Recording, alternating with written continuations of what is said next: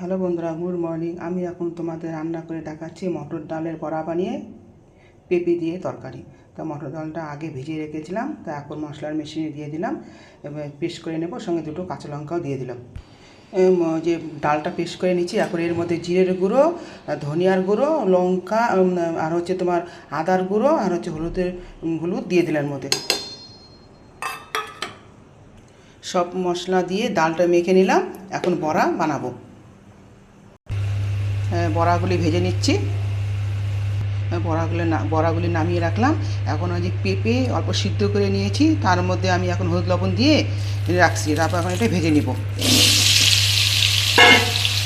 পেঁপেগুলো ভেজে নিচ্ছি। পেঁপে ভাজাটা নামিয়ে নিলাম। এখন জিরা সম্বাদ দিলাম কড়াইতে, জিরা আর হচ্ছে তেজপাতা।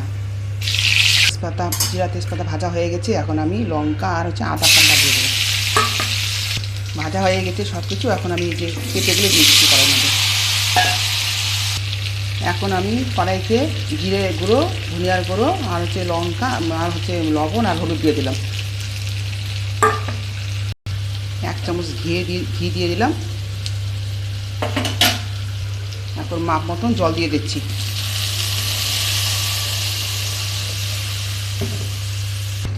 বন্ধুরা, আমার রান্না কীরকম হলো ফলো করো আর কমেন্টে জানিও।